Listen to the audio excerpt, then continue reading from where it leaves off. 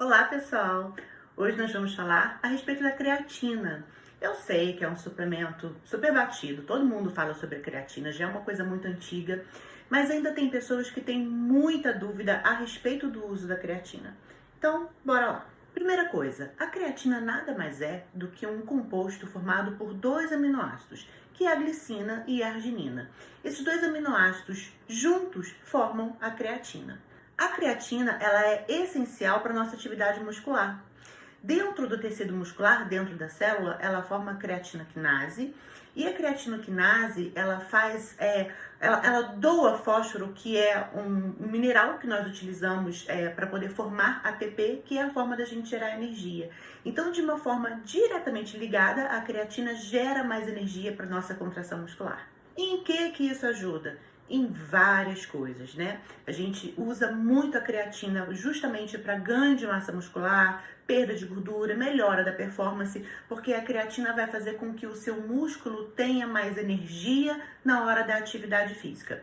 Mas você sabia que a creatina já foi proibida no Brasil? Pois é. Coisas que acontecem só no nosso país, não é? A creatina foi indevidamente julgada e condenada porque achavam que pela creatina aumentar a creatinina nos exames de sangue, né, por ela realmente aumentar esse marcador de doença renal, que é a creatinina, que ela poderia estar causando injúria renal.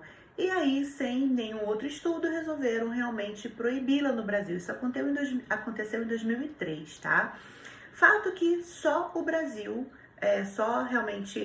a legislação brasileira proibiu, ficou proibida por 7 anos, e nesse meio tempo foi até muito interessante, porque continuava vendendo normalmente nos outros países e era possível você importar mercadoria, usar importado, mas a gente não conseguia fabricá-la no Brasil. Só que, por outro lado, foram feitos muitos estudos grandes, com muito número de pessoas e estudos muito aprofundados. Então, nesse momento, foi o momento que a gente teve o suplemento mais estudado do Brasil e do mundo, que foi a creatina. E aí, em 2010, nós tivemos a liberação novamente da creatina para venda como suplemento, depois que esses estudos foram divulgados. E o que nós vimos nesses estudos, tá, gente? Não existe nenhum risco de dano renal com o uso de creatina em doses até mais altas do que a gente recomendava na época e do que é recomendado agora, em pessoas que não têm injúria renal prévia. Então, óbvio, você não vai passar uma creatina ou não vai querer fazer uma creatina para o paciente que tem uma injúria renal crônica e faz hemodiálise. Não tem lógica, né? Então, as duas principais indicações são essas. Paciente com insuficiência renal crônica em diálise, ou seja, que precisam mesmo de um tratamento substitutivo renal, ou pessoas que tenham doença hepática grave. Fora isso, não existe contraindicação, tá? Claro que a gente precisa ver as doses adequadas para cada pessoa e também o tempo de duração. Tudo isso foi estudado. E o que foi visto? No principal estudo, avaliou o uso de 20 gramas de creatina por dia durante 6 semanas. 20 gramas. Para você que está por fora do assunto, hoje a gente faz 3 a 5 gramas, tá? 20 gramas é uma dose que a gente chama de recarga, de recarregamento, para você que não quer usar por muito tempo. E foi totalmente seguro, tá? No uso dessas 6 semanas. Significa que após 6 semanas pode ser lesivo? Não se sabe. O estudo não avaliou isso, tá bem?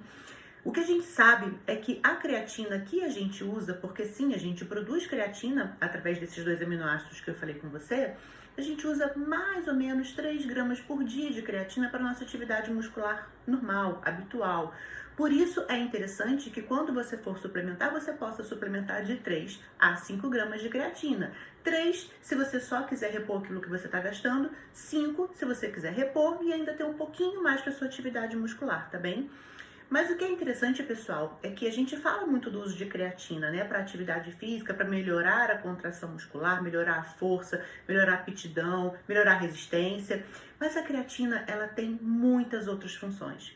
Quer ver? Ela é muito utilizada no paciente idoso para melhora de cognição, para memória e para a parte física também, porque a gente melhora a massa muscular evitando queda, evitando fratura por conta de queda, melhorando a qualidade de vida. O paciente consegue sentar e levantar com muito mais facilidade de uma cadeira, por exemplo, e a gente melhora muito a qualidade de vida desses pacientes mais idosos. É utilizado para o tratamento de sarcopenia independente de pacientes mais jovens ou mais idosos, e também utilizado para crianças, para ajudar na cognição e na atividade cerebral.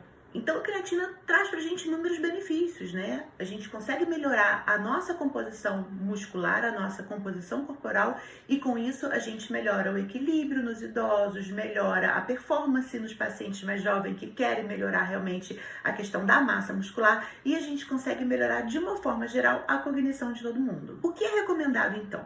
O uso de 3 a 5 gramas de creatina diárias. Normalmente eu recomendo fazer o uso por 30 dias seguidos, né, mais ou menos um mês, ou um potinho daquele que vai dar mais ou menos 2 meses de uso, aí umas 8 semanas. Depois você faz uma pausa de mais ou menos um mês. Por que dessa pausa, gente? Porque os estudos mostraram que depois de um tempo mais longo com o uso da creatina, a gente faz uma desensibilização de receptor. O que é isso? O receptor ele não fica tão sensível à creatina e aí ela começa a não funcionar tão bem como deveria. Ela perde um pouco a função. Não é que vai fazer mal, você só não tem um efeito otimizado. Então a gente faz uma ciclagem de creatina. Esse efeito é um efeito bem interessante. Uma dúvida muito importante. Algumas pessoas, principalmente mulheres, me perguntam se a creatina vai deixá-la mais inchada, mais retida, mais edemaciada. A resposta é depende. Sim e não. Por quê? Se você tiver com uma dieta bem regradinha, não tiver inflamado cronicamente, se você não sabe o que é isso, procure aqui no canal porque a gente já falou sobre isso. Se você tem esses fatores, usa bebida alcoólica, ou seja, não tem um estilo de vida tão saudável, pode ser que você fique mais retido sim, tá? Porque a creatina, ela carrega um pouquinho de água para dentro da célula e se você tiver essa inflamação crônica, você vai ficar mais inchado, você vai carregar mais água.